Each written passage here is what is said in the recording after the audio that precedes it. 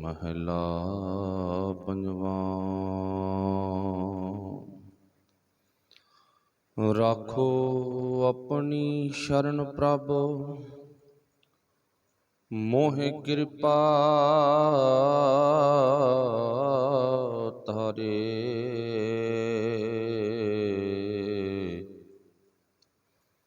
सेवा कछु न जानो नीच मूर्खारे, मान करूं तुद ऊपरे मेरे प्रीतम प्यारे।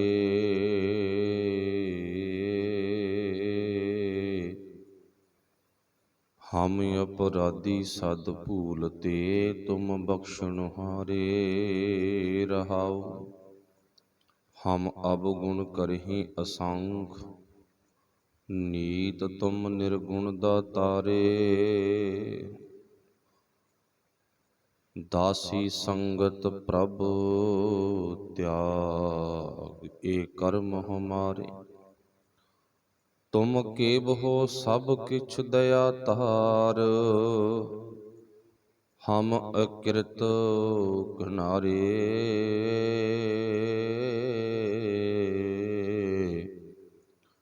लाग परे तेरे दान स्यों नह चित खसमारे। तुझ ते बाहर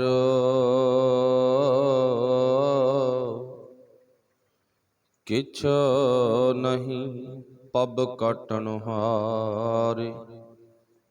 कहो नानक शरण दयाल गुर,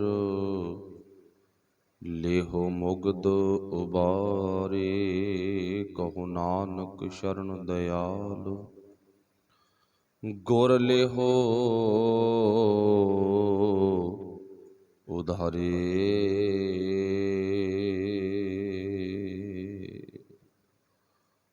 शब्द गुरु साहिब श्री गुरु ग्रंथ साहिब सच्चे पातशाह जी दी बख्शिश किरपा रहमत दे सदका गुरबाणी विचार सतसंग दे विच आपां जुड़े हाँ। आओ पातशाह जी दी पावन बाणी जो आपां काव्य रूप दे विच गायन कीती है, इस दी विचार करिए। मालक मेहर करे, ज्यों बुलावे त्यों बोलां स्वामी दे महावाक अनुसार, जिमें उन्होंने भाउंदा उवें सेवा लै लवे। विचार आरंभ करिए। आरंभता तो पहला आपस विच सब ने गुर फतेह दी सांझ पाउणी। इक्के वार कहण ते बोलना जी आखियो वाहिगुरू जी का खालसा वाहिगुरू जी की फतेह। जो पावन शब्द आपां बिलावल राग दे विचों पढ़िया है, इस शब्द नूं आपां बड़े बारी कीर्तन दे रूप विच सुनिया। आप गुरमुख प्यारे बैठे हो, बड़े बारी सहज पाठ अखंड पाठ ਸਾਹਿਬ ਦੇ रूप ਵਿੱਚ ਆਪਾਂ पढ़िया होवेगा। ਅੱਜ ਦੇ ਇਸ ਪਾਵਨ ਸ਼ਬਦ ਵਿੱਚ ਪਾਤਸ਼ਾਹ ਜੀ ਨੇ ਕੀ ਬਿਆਨ ਕੀਤਾ, ਜੋ ਬਿਲਾਵਲ ਰਾਗ ਦੇ ਵਿੱਚ ਪੰਜਵੇਂ ਗੁਰਦੇਵ ਧੰਨ ਗੁਰੂ ਅਰਜਨ ਸਾਹਿਬ ਮਹਾਰਾਜ ਜੀ ਰਹਾਉ ਦੇ ਬੰਦ ਵਿੱਚ ਕਹਿ ਰਹੇ ਨੇ, ਸਾਨੂੰ ਸੁਨੇਹਾ ਕੀ ਦਿੰਦੇ ਨੇ, ਗੱਲਬਾਤ ਕੀ ਸਮਝਾਉਂਦੇ ਨੇ ਕਿ ਪਾਤਸ਼ਾਹ ਨੇ ਜ਼ਿਕਰ ਕੀਤਾ मान करूं तुद ऊपरे मेरे प्रीतम प्यारे। हम अपराधी सद भूलते तुम बख्शण हारे। इउं कह लईए भी इस रहाओ दी जो पूरी बनतर है, नमूना बनाया, एक तस्वीर बनाई आ, इस तरह की बनाई आ। गुरु पातशाह जी ने भी एक मनुख उस परमात्मा नूं हाज़र नाज़र जाणदियां होइयां रब जी दी पावन पवित्र जाद विच जुड़ के दिल की गहराई विचों बोल बोले। वो बोल किहड़े बोलने आ जो इत्थे बयान कीते हुए ने गुरु पातशाह ने। मान करूं तुद ऊपरे, ये बोल आपां ਬੋਲਣ ਦੀ ਆਦਤ ਪੜ ਗਏ। ਭਾਵੇਂ ਪੰਜਵੇਂ ਪਾਤਸ਼ਾਹ ਨੇ ਖੁਦ ਆਪਣੀ ਮੁਬਾਰਕ ਰਸਨਾ ਦੇ ਰਾਹੀਂ ਇਹ ਬੋਲ ਬੋਲੇ ਨੇ ਤੇ ਸਾਨੂੰ ਸਮਝਾਇਆ। ਹੁਣ ਗੁਰੂ ਪਾਤਸ਼ਾਹ ਕਹਿੰਦੇ ਨੇ ਅਸੀਂ ਜੀਵ, ਹੇ ਵਾਹਿਗੁਰੂ ਜੀ, ਜਿੰਨੇ ਵੀ ਅਸੀਂ ਜੀਵ ਹਾਂ ਅਸੀਂ ਸਾਰੇ ਅਪਰਾਧੀ ਹਾਂ। ਸਾਡੇ ਜੀਵਨ ਦੇ ਵਿੱਚ ਸਾਨੂੰ ਇੱਕ ਗੁਰੂ ਪਾਤਸ਼ਾਹ ਵੱਲੋਂ ਕਹਿ ਲਵੋ ਵੀ ਗੁਣ ਆ ਜਿਹੜਾ ਉਹ ਮਿਲ ਜਾਵੇ, ਇਹ ਗੁਣ ਸਾਡੇ ਜੀਵਨ ਵਿੱਚ ਪ੍ਰਵੇਸ਼ ਹੋ ਜਾਵੇ। ਅਸੀਂ ਆਪਣੇ ਆਪ ਨੂੰ ਕਹਿਣ ਜੋਗੇ ਹੋਈਏ ਵੀ ਹਾਂ ਅਸੀਂ ਔਗਣ ਹਾਰੇ ਹਾਂ। ਤੇ ਨਹੀਂ, ਮੇਨ ਜਿਹੜਾ ਸਾਡੇ ਜੀਵਨ ਦਾ ਅੰਦਰ ਦਾ ਪੱਖ ਆ ਨਾ, ਵੀ ਅਸੀਂ ਕਹਿ ਕੇ ਰਾਜੀ ਨਹੀਂ ਹਾਂ ਆਪਣੇ ਆਪ ਨੂੰ ਵੀ ਅਸੀਂ ਔਗਣ ਹਾਰੀ ਹਾਂ। ਨਾ ਮੇਰਾ ਸੁਭਾਅ ਤੇ ਨਾ ਤੁਹਾਡਾ, ਰੱਬੀ ਰੂਹਾਂ ਦਾ ਵਿਰਲੀਆਂ ਨੇ ਜਿਨ੍ਹਾਂ ਦਾ ਇਹ ਸੁਭਾਅ, ਜਿਨ੍ਹਾਂ ਦੀ ਇਹ ਆਦਤ, ਜਿਨ੍ਹਾਂ ਦੀ ਇਹ ਰੋਜ਼ ਦੀ ਗੁਰੂ ਪਾਤਸ਼ਾਹ ਨੂੰ ਹਾਜ਼ਰ ਸਮਝਦਿਆਂ ਹੋਇਆਂ ਕਿਰਿਆ ਬਣ ਚੁੱਕੀ ਆ ਵੀ ਅਸੀਂ ਸਦਾ ਅਪਰਾਧੀ ਹਾਂ ਤੇ ਸਾਡੇ ਅਪਰਾਧੀਆਂ ਤੇ ਬਖਸ਼ਿਸ਼ ਕਰੋ। ਕੋਈ ਵਿਰਲਾ ਵਿਰਲਾ ਨਹੀਂ, ਆਪਾਂ ਵੇਖਦੇ ਹਾਂ ਵੀ ਸਾਡੀ ਇਹ ਆਦਤ ਖਤਮ ਹੋ ਚੁੱਕੀ ਆ। ਅਸੀਂ ਆਪਣੇ ਆਪ ਨੂੰ ਔਗਣਹਾਰੀ, ਅਪਰਾਧੀ ਇਦਾਂ ਦੇ ਲਫ਼ਜ਼ਾਂ ਨਾਲ ਨਹੀਂ ਬਿਆਨ ਕਰਾਂਗੇ। ਜੇ ਅਸੀਂ ਬਿਆਨ ਆਪਣੇ ਆਪ ਨੂੰ ਕਰਾਂਗੇ ਤਾਂ ਅਸੀਂ ਕਿਸੇ ਹੋਰ ਰੂਪ ਦੇ ਵਿੱਚ ਬਿਆਨ ਕਰਾਂਗੇ। ਅਸੀਂ ਦਾਨੀ ਹਾਂ, ਅਸੀਂ ਵੱਡੇ ਦਾਤੇ ਹਾਂ, ਅਸੀਂ ਬਹੁਤ ਵੱਡੇ ਭਜਨੀਕ ਹਾਂ, ਸਾਡੇ ਵਰਗਾ ਦੁਨੀਆ 'ਚ ਭਗਤ ਕੋਈ ਨਹੀਂ, ਸਾਡੇ ਵਰਗਾ ਦੁਨੀਆ ਵਿੱਚ ਸੰਤ ਕੋਈ ਨਹੀਂ, ਸਾਡੇ ਵਰਗਾ ਬ੍ਰਹਮ ਗਿਆਨੀ ਕੌਣ ਹੋ ਸਕਦਾ। ਸਾਡੀ ਆ ਤਾਂ ਕਿਰਿਆ ਹੋ ਸਕਦੀ ਹੈ, ਪਰ ਆਪਣੇ ਆਪ ਨੂੰ ਅਪਰਾਧੀ ਕਹਿਣਾ, ਆਪਣੇ ਆਪ ਨੂੰ ਭੁੱਲੜ ਕਹਿਣਾ, ਆਪਣੇ ਆਪ ਨੂੰ ਗੁਰੂ ਪਾਤਸ਼ਾਹ ਦੇ ਚਰਨਾਂ ਦਾ ਇੱਕ ਨੀਵਾਂ ਪੱਖ ਗੁਰੂ ਚਰਨਾਂ ਵਿੱਚ ਖੜ ਕੇ ਵਿਖਾਉਣਾ, ਇਹ ਬਹੁਤ ਵੱਡੀ ਗੱਲ ਆ ਕਿ ਛੋਟੀ ਗੱਲ ਨਹੀਂ ਹੈ। ਹਮ ਅਪਰਾਧੀ ਸਦ ਭੂਲਤੇ। ਹੁਣ ਪਾਤਸ਼ਾਹ ਜੀ ਕਹਿੰਦੇ ਕੀ ਨੇ, ਕਹਿੰਦੇ ਅਸੀਂ ਅਪਰਾਧ ਕਰਦੇ ਰਹਿੰਦੇ ਹਾਂ ਹੇ ਵਾਹਿਗੁਰੂ ਜੀ, ਅਸੀਂ ਹਮੇਸ਼ਾ ਭੁੱਲਾਂ ਕਰਦੇ ਹਾਂ ਤੇ ਤੁਸੀਂ ਬਖਸ਼ਣਯੋਗ ਹੋ, ਬਖਸ਼ ਲੈਣਾ। ਅਸੀਂ ਮੰਨ ਜਾਈਏ ਵੀ ਅਸੀਂ ਭੁੱਲਣਹਾਰ ਹਾਂ, ਇਸ ਕਰਕੇ ਸਾਨੂੰ ਤੇਰੇ ਤੇ ਬਹੁਤ ਮਾਣ ਹੈ। ਸਾਨੂੰ ਤੇਰੇ ਤੇ ਨਾ ਬਹੁਤ ਮਾਣ ਆ। ਕਿਸ ਗੱਲ ਦਾ? ਕਿ ਅਸੀਂ ਭਾਵੇਂ ਜਿੰਨੇ ਮਰਜ਼ੀ ਵੱਡੇ ਅਪਰਾਧੀ ਹੋਈਏ, ਭੁੱਲਣਹਾਰ ਹੋਈਏ, ਪਰ ਸਾਨੂੰ ਮਾਣ ਆ ਤੇਰੇ ਤੇ। ਮਾਣ ਕਰੂੰ ਤੁਧ ਊਪਰੇ। ਮੇਰੇ ਪ੍ਰੀਤਮ ਪਿਆਰੇ, ਮਾਣ ਕਿਸ ਗੱਲ ਦਾ? ਵੀ ਤੂੰ ਸਾਨੂੰ ਬਖਸ਼ ਲਵੇਂਗਾ। ਇਹ ਤੇਰਾ ਸੁਭਾਅ, ਮੁੱਢ ਕਦੀਮਾਂ ਦਾ ਸੁਭਾਅ ਨਾ, ਪਿੱਛੇ ਤੋਂ। ਪਾਤਸ਼ਾਹ ਜੀ ਕਹਿੰਦੇ ਸਾਨੂੰ ਮਾਣ ਹੈ ਉਹ ਵਾਹਿਗੁਰੂ ਪਰਮੇਸ਼ਰ ਪਰਮਾਤਮਾ ਤੇ, ਉਹ ਭੁੱਲਣਹਾਰ ਜੀਵਾਂ ਨੂੰ ਬਖਸ਼ ਲੈਂਦਾ ਹੈ। ਫਿਰ ਆਪਾਂ ਦੁਬਾਰਾ ਉਸੇ ਪਾਵਨ ਤੁਕ ਦਾ ਪਾਠ ਪੜ੍ਹੀਏ। ਮਾਨ ਕਰੂੰ ਤੁਧ ਊਪਰੇ, ਮੈਨੂੰ ਤੇਰੇ ਤੇ ਬਹੁਤ ਵੱਡਾ ਮਾਣ ਆ। ਮੇਰੇ ਪ੍ਰੀਤਮ ਪਿਆਰੇ, ਹਮ ਤੋਂ ਭਾਵ ਮੈਂ, ਹਮ ਤੋਂ ਭਾਵ ਅਸੀਂ ਕਹਿ ਲਓ, ਅਸੀਂ ਜੀਵ, ਭੁੱਲਣਹਾਰ ਜੀਵ ਹਾਂ। ਹਮ ਅਪਰਾਧੀ ਸਦ ਭੂਲਤੇ, ਅਸੀਂ ਸਦੀ ਭੁੱਲਣਹਾਰ ਜੀਵ ਹਾਂ। ਤੇ ਤੁਮ ਕੀ ਆ, ਤੂੰ ਕੀ ਆ, ਸਾਨੂੰ ਤੇਰੇ ਤੇ ਮਾਣ ਆ। ਤੁਮ ਬਖਸ਼ਣਹਾਰੇ, ਰੋਜ਼ ਖੜ ਕੇ ਕੀ ਕਹਿਣਾ, ਜੇਤਾ ਸਮੁੰਦ ਸਾਗਰ ਨੀਰ ਭਰਿਆ। ਵਾਹਿਗੁਰੂ ਜੀ, ਸਾਡੇ ਵਿੱਚ ਇੰਨੇ ਕੁ ਔਗਣ ਨੇ ਕਿ ਜਿਵੇਂ ਨਾ ਸਮੁੰਦਰ ਪਾਣੀ ਦੇ ਨਾਲ ਨੱਕੋ ਨੱਕ ਭਰਿਆ ਪਿਆ। ਤੇਤੇ ਔਗਣ ਹਮਾਰੇ, ਇੰਨੇ ਮੇਰੇ ਵਿੱਚ ਔਗਣ ਨੇ। ਤੇਤੇ ਔਗਣ ਹਮਾਰੇ, ਪਰ ਅੱਗੇ ਕਰਨਾ ਕੀ ਆ? ਤੇਰੇ ਤੇ ਮੈਨੂੰ ਮਾਣ ਹੈ। ਮਾਣ ਕਰੂੰ ਤੁਧ ਊਪਰੇ। ਹੁਣ ਪਾਤਸ਼ਾਹ ਜੀ ਤੇਰੇ ਤੇ ਮਾਣ ਆ ਨਾ, ਤਾਈਓ ਮੈਂ ਕਹਿ ਸਕਦਾ ਹਾਂ ਜਿੰਨਾ ਨੱਕੋ ਨੱਕ ਸਮੁੰਦਰ ਭਰਿਆ ਪਿਆ, ਇੰਨੇ ਮੇਰੇ ਜੀਵਨ ਵਿੱਚ ਔਗਣ ਨੇ। ਦਇਆ ਕਰੋ ਕਿਛ ਮਿਹਰੋ ਪਾਵੋ, ਡੁੱਬਦੇ ਪੱਥਰ ਤਾਰੇ। ਅਰਥ ਭਾਵ ਕੀ ਬਣ ਗਏ ਦਾ ਹੀ ਨਹੀਂ ਵੀ ਉਹ ਵਾਹਿਗੁਰੂ ਪਰਮੇਸ਼ਰ ਪਾਣੀ ਵਿੱਚ ਪੱਥਰ ਨੂੰ ਡੁੱਬਣ ਤੋਂ ਬਚਾ ਸਕਦਾ। ਦੇਖੋ ਕੋਈ ਵੱਡੀ ਗੱਲ ਨਹੀਂ, ਬਚਾ ਸਕਦਾ ਹੈ, ਪਰ ਪੱਥਰ ਦਾ ਸੁਭਾਅ ਡੁੱਬ ਜਾਂਦਾ। ਉਹਦਾ ਸੁਭਾਅ ਨਾ, ਆਦਤ ਆ, ਇੱਕ ਫਿਤਰਤ ਆ। ਪੱਥਰ ਨੇ ਡੁੱਬ ਹੀ ਜਾਣਾ, ਭਾਵੇਂ ਜਿੰਨਾ ਮਰਜ਼ੀ ਆਪਾਂ ਯਤਨ ਕਰੀਏ। ਆਪਣੀ ਵਾਰੀ ਤੌਰ ਤੇ ਉਦਾਹਰਨ ਆ। ਫਿਰ ਅੱਗੇ ਪਾਤਸ਼ਾਹ ਜੀ ਕਹਿੰਦੇ ਨੇ, ਪਰ ਉਹ ਵਾਹਿਗੁਰੂ ਪਰਮੇਸ਼ਰ ਮਾਲਕ ਪੱਥਰ ਨੂੰ ਗੁਰੂ ਗਿਆਨ ਕਿਵੇਂ ਤਾਰਦਾ। ਇਹ ਵਾਰੀ ਤੌਰ ਤੇ ਕੋਈ ਪਾਣੀ 'ਚ ਪੱਥਰ ਤਾਂ ਹੈ ਨਹੀਂ, ਸੁੱਟ ਦਿੱਤਾ ਤੇ ਤਰ ਗਿਆ, ਪਰ ਤਾਰਦਾ ਕਿਵੇਂ ਆ, ਇਹਦੇ ਬਾਰੇ ਤੁਸੀਂ ਜਾਣਦੇ ਹੋ। ਇੱਕ ਦ੍ਰਿਸ਼ਟਾਂਤ ਬਸ, ਕੇਵਲ ਇੱਕੋ ਹੀ। ਪਾਤਸ਼ਾਹ ਜੀ ਕਹਿੰਦੇ ਨੇਗੇ, ਪਸ਼ੂ ਪ੍ਰੇਤ ਮੁਗਧ ਕੋ ਤਾਰੇ, ਪਾਹਣ ਪਾਰ ਉਤਾਰੇ। ਉਹ ਮਾਲਕ ਤਾਂ ਪਸ਼ੂਆਂ ਨੂੰ, ਪ੍ਰੇਤਾਂ ਨੂੰ, ਮੂਰਖਾਂ ਨੂੰ ਤਾਰ ਦਿੰਦਾ ਹੈ। ਪਾਹਣ ਪਾਰ ਉਤਾਰੇ, ਪੱਥਰਾਂ ਨੂੰ ਵੀ ਤਾਰ ਦਿੰਦਾ। ਤਾਂ ਉਹਦਾ ਸੁਭਾਅ ਨਾ, ਉਹ ਪੱਥਰਾਂ ਨੂੰ ਵੀ ਤਾਰ ਦਿੰਦਾ ਹੈ। ਭਾਵ ਮਨੁੱਖ ਆਪਣੀ ਜ਼ਿੰਦਗੀ ਦੇ ਵਿੱਚ ਜੇ ਗਿਆਨ ਤੋਂ ਹੀਣਾ ਹੈ ਤਾਂ ਉਹ ਪੱਥਰ ਹੈ। ਗਿਆਨ ਤੋਂ ਹੀਣੇ ਮਨੁੱਖ ਨੂੰ ਕੀ ਕਿਹਾ, ਪੱਥਰ। ਤੇ ਅਸੀਂ ਜੇ ਗਿਆਨ ਤੋਂ ਹੀਣੇ ਹਾਂ ਤੇ ਉਹ ਗੁਰੂ ਸਾਨੂੰ ਆ ਭੈ ਦੇ ਸਾਗਰ, ਇਹ ਮਨਸਾਵਾਂ ਦਾ ਸਾਗਰ, ਇਹ ਸਾਡੀ ਜ਼ਿੰਦਗੀ ਦਾ ਇੱਕ ਬਹੁਤ ਵੱਡਾ ਸਮੁੰਦਰ ਹੈ। ਇਹਦੇ ਵਿੱਚ ਅਸੀਂ ਡੁੱਬ ਜਾਵਾਂਗੇ ਤੇ ਜੇ ਮਾਲਕ ਨਾਲ ਜੁੜ ਗਏ ਤਾਂ ਤਰ ਜਾਵਾਂਗੇ।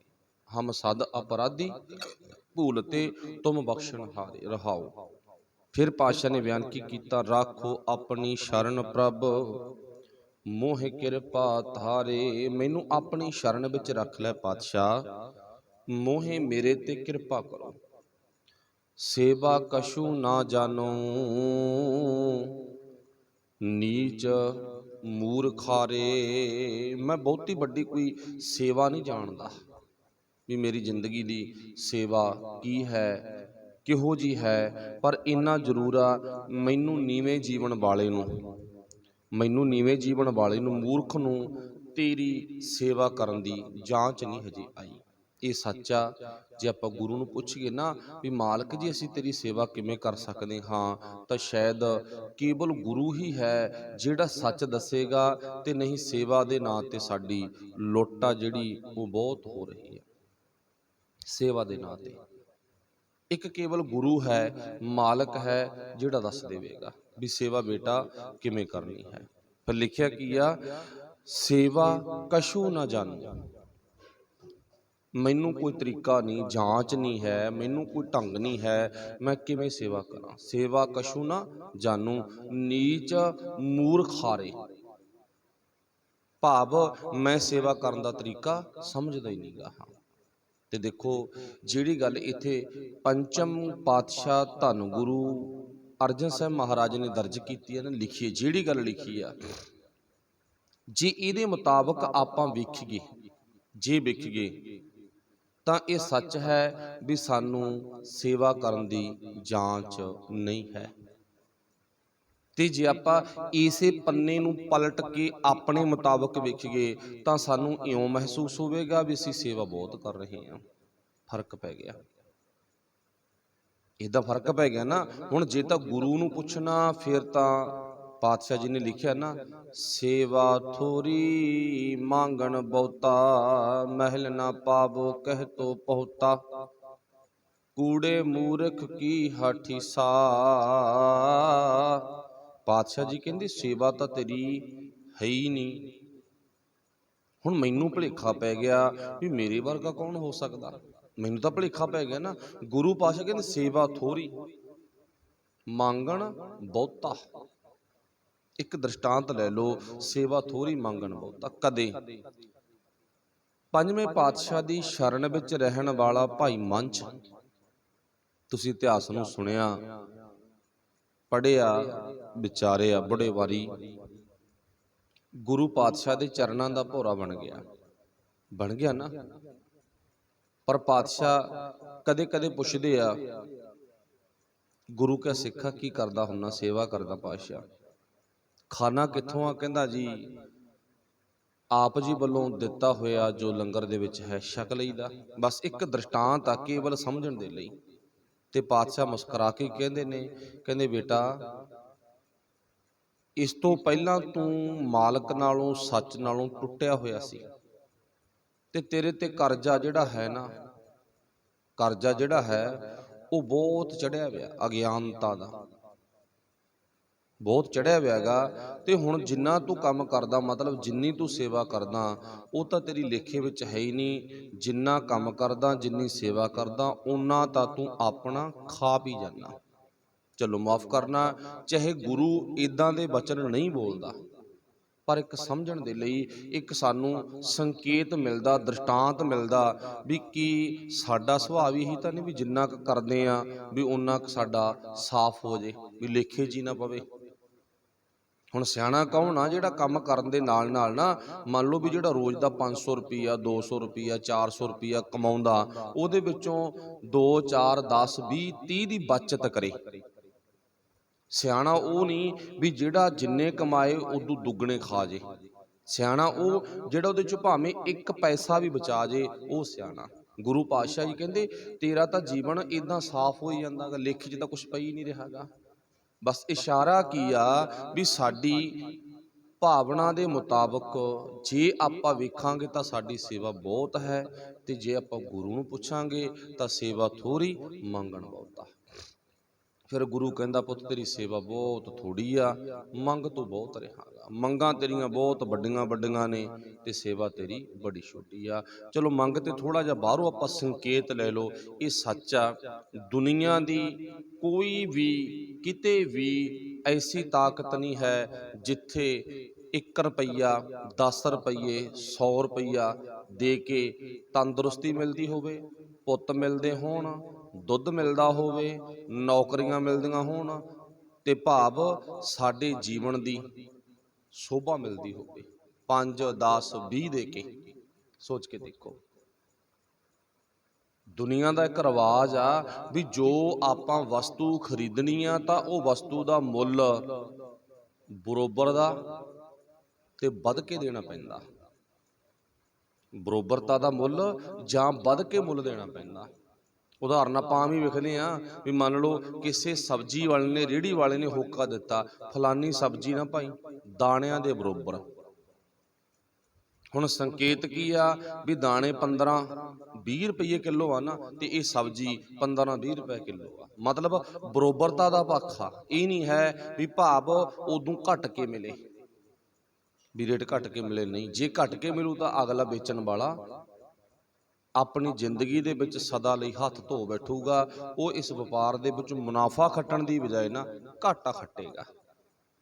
ਇੱਕੋ ਇੱਕ ਗੁਰੂ ਨਾਨਕ ਪਾਤਸ਼ਾਹ ਦੇ ਦਰ ਦੀ ਹੱਟ ਹੈ, ਦੁਕਾਨ ਹੈ। ਇਹ ਮਾਲਕ ਦੇ ਦਰ ਦਾ ਇੱਕ ਨਿਯਮ ਹੈ, ਜਿੱਥੇ ਬੰਦਾ ਥੋੜਾ ਜਿਹਾ ਆਪਣੇ ਵੱਲੋਂ ਕੁਛ ਦੇ ਕੇ, ਥੋੜਾ ਜਿਹਾ ਕੁਛ ਦੇ ਕੇ ਤੇ ਬਹੁਤ ਵੱਡੀਆਂ ਵੱਡੀਆਂ ਦਾਤਾਂ ਲੈ ਜਾਂਦਾ। ਦੂਜਾ ਪੁਆਇੰਟ ਲੈ ਲਓ, ਦੁਨੀਆ ਦਾ ਕੋਈ ਅਜਿਹਾ ਸਕੂਲ ਨਹੀਂ ਹੈ, ਕਾਲਜ ਨਹੀਂ ਹੈ ਜਿੱਥੇ ਫੀਸ ਬਿਲਕੁਲ ਨਾ ਮਾਤਰਾ 'ਚ ਹੋਵੇ ਤੇ ਪੜ੍ਹਾਈ ਚੌਗਣੀ ਹੋਵੇ, ਗਿਆਨ ਸ਼ੁੱਧ ਮਿਲਦਾ ਹੋਵੇ।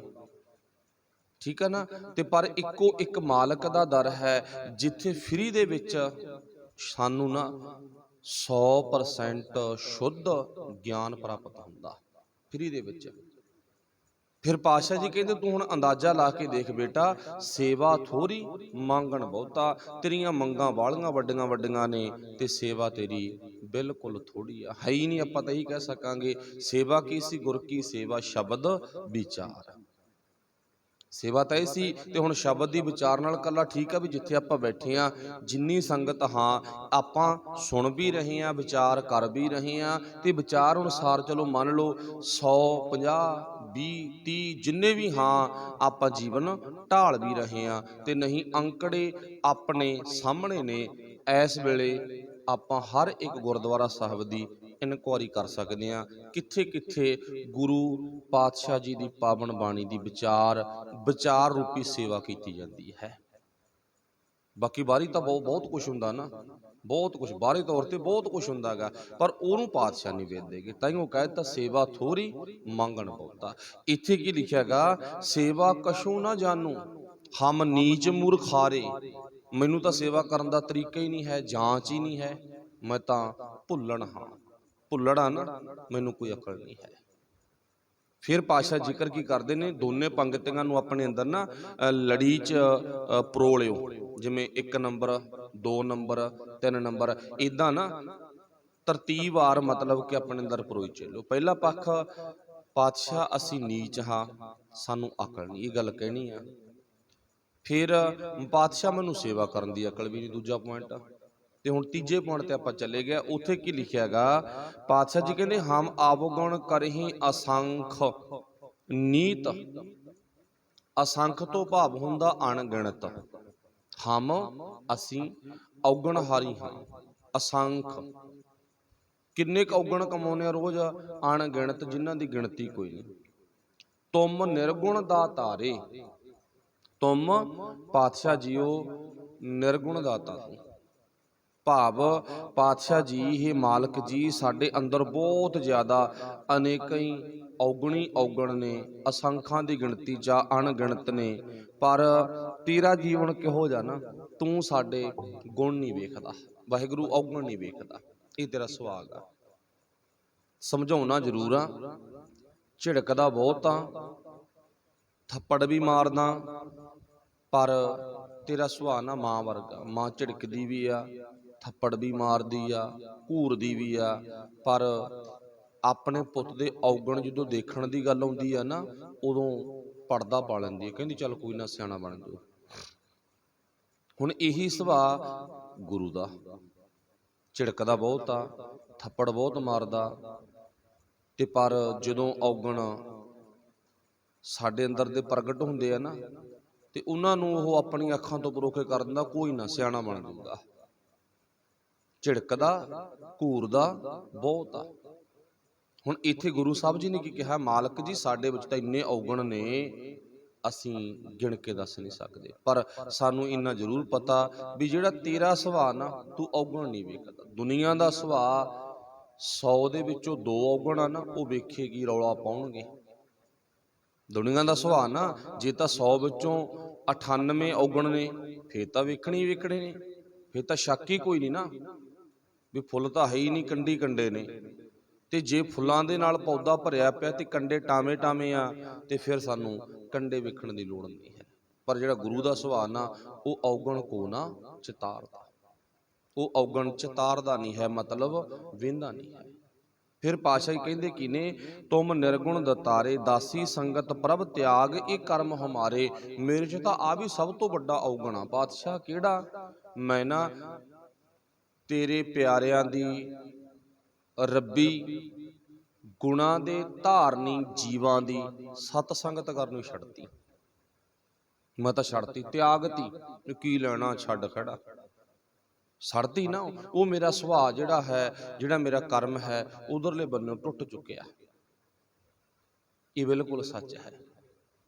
ਇੱਥੇ 2 ਪੱਖ ਨੇ, ਥੋੜਾ ਜਿਹਾ ਧਿਆਨ ਦੇਣਾ ਆਪਾਂ ਸਾਰਿਆਂ ਨੇ।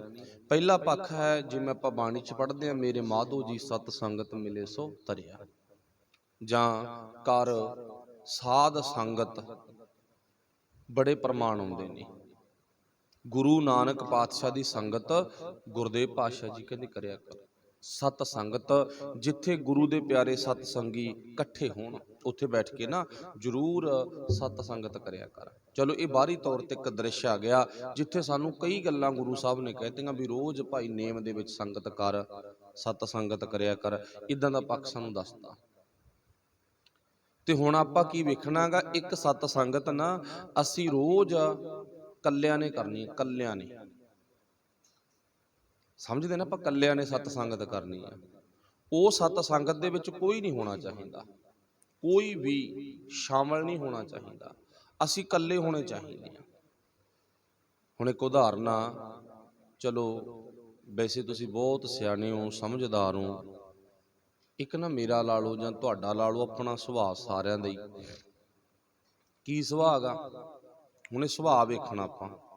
ਮੰਨ ਲਓ ਵੀ ਜਿੰਨੇ ਆਪਾਂ ਗੁਰੂ ਨਾਨਕ ਪਾਤਸ਼ਾਹ ਦੇ ਚਰਨਾਂ ਦੇ ਭੋਰੇ ਬਣੇ ਬੈਠੇ ਆ ਨਾ, ਧੰਨਤਾ ਦੇ ਯੋਗ ਆ, जिन्ने भी बैठे हैं बहुत सियाने तुसीं, आपां पहलां गल कर ली। अगली गल की आ, प्रैक्टिकल करना, एक आपां ही तजर्बा करना गा।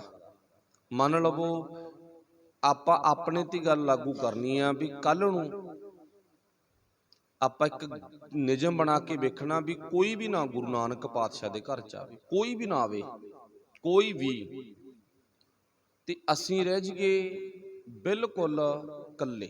वैसे कल्ले तां रहिंदे नहीं आपां, 5 4 10 20 50 तां होणगे, पर आपां होईए जमा कल्ले, कोई ना आवे कल नूं। ते जिहड़ी आउण वाली परसों आ ना, ते उस दिन असीं भी नहीं आवांगे। ये सुभाਅ साडा, असीं भी नहीं आवांगे। ते जे कोई सानूं पुछे भी तूं आया नहीं सत संगत करन, जां गुरु ही पुछ ले भी बेटा तूं कल आया नहीं, ते असीं की जवाब देवांगे? ਅਸੀਂ ਤਾਂ ਹੀ ਜੀ नहीं जाते, ਕੋਈ ਹੁੰਦਾ ਤਾਂ है ही नहीं ਉੱਥੇ, कौन ਹੁੰਦਾ ਗਾ, ਉਹ 4 ਕੁ ਜਣੇ ਹੁੰਦੇ ਨੇ, ਆਪਾਂ ਕੀ ਕਰਾਂਗੇ ਉੱਥੇ। ਮੇਰਾ ਵੀ ਤੁਹਾਡਾ ਵੀ ਸਾਰਿਆਂ ਦਾ ਸੁਭਾਅ, मतलब कहण तो भाव बहुते ਉਹ ਲੋਕ ਨੇ ਜਿਹੜੇ ਕਿਸੇ ਨੂੰ ਦੇਖ ਕੇ ਆਉਂਦੇ ਨੇ, ਇਕੱਠ ਬਹੁਤ ਆ ਵਗ ਚੱਲੋ, ਹੈ ਹੀ ਨਹੀਂ ਗਾ ਰਹਿਣ ਦੋ, ਕਹਿੰਦੇ ਉੱਥੇ ਹੀ ਕਰਨਾ, ਕਹਿੰਦੇ ਫਾਇਦਾ ਤਾਂ ਹੈ ਨਹੀਂ, ਕਹਿੰਦੇ ਕੋਈ ਲੈ। ਤੇ ਹੁਣ ਗੁਰੂ ਸਾਹਿਬ ਨੇ ਇੱਕ ਤਾਂ ਬਾਹਰੀ ਸੰਗਤ ਅਸੀਂ ਕਰਨੀ ਕਰਨੀ ਆ, ਭਾਵੇਂ ਕੋਈ ਹੋਵੇ ਭਾਵੇਂ ਨਾ ਹੋਵੇ, ਭਾਵੇਂ ਸੈਂਕੜੇ ਹੋਣ, ਹਜ਼ਾਰ ਹੋਣ, ਲੱਖ ਹੋਣ, ਬਾਹਰੀ ਤੌਰ ਤੇ ਇੱਕ ਸਤ ਸੰਗਤ ਪੁੱਤ ਤੈਂ ਕੱਲੇ ਨੇ ਕਰਨੀ ਆ। ਉਹ ਕੱਲੇ ਨੇ ਕਿਵੇਂ ਕਰਨੀ ਆ? ਤੇਰੇ ਨਾਲ ਕੋਈ ਨਹੀਂ ਹੋਣਾ ਚਾਹੀਦਾ। ਜਿਹੜੀ ਆਹ ਗੱਲ ਕਹੀ ਹੈ ਨਾ, ਇਹਨੂੰ ਆਪਾਂ ਬਾਹਰੀ ਤੌਰ ਤੇ ਵੀ ਪੱਲੇ ਬੰਨ੍ਹ ਲਈਏ, ਤੇ ਇਹਨੂੰ ਆਪਾਂ ਅੰਦਰੂਨੀ ਤਲ ਤੇ ਵੀ ਆਪਣੇ ਅੰਦਰ ਟਿਕਾ ਲਈਏ। ਭਾਵੇਂ ਕੋਈ ਹੋਵੇ ਭਾਵੇਂ ਨਾ ਹੋਵੇ, ਭਾਵੇਂ ਕੋਈ ਆਵੇ ਭਾਵੇਂ ਕੋਈ ਨਾ ਆਵੇ, ਪਰ ਅਸੀਂ ਗੁਰੂ ਦਾ ਪੱਲਾ, ਗੁਰੂ ਨਾਨਕ ਦੀ ਸੰਗਤ ਕਰਨੋਂ ਨਹੀਂ ਹਟਣਾ। ਤੇ ਜਿਹੜੀ ਗੱਲ ਗੁਰੂ ਸਾਹਿਬ ਨੇ ਕਹੀ ਆ ਵੀ ਕੱਲਾ ਸੰਗਤ ਕਰੀ, ਉਹ ਕਿਹਾ ਸਾਨੂੰ ਅੰਤਰੀਵ ਤਲ ਤੇ, ਅੰਦਰਲੇ ਤਲ ਤੇ, ਉੱਥੇ ਤੂੰ ਕੱਲਾ ਹੋਵੇਂ, ਤੇਰੇ ਕੋਲੇ ਨਾ ਕੱਲੇ ਗੁਣ ਹੋਣ ਬਸ, ਸਤ, ਸੰਤੋਖ, ਦਇਆ, ਧਰਮ, ਸੰਜਮ, ਆ ਤੇਰੇ ਕੋਲੇ ਕੱਲੇ ਗੁਣ ਹੋਣ। ਤੇਰੇ ਆਸੇ ਪਾਸੇ ਮਗਰ ਮੂਹਰੇ ਕੋਈ ਨਹੀਂ ਹੋਣਾ ਚਾਹੀਦਾ, ਕੱਲਾ ਹੀ ਹੋਵੇਂ ਤੂੰ।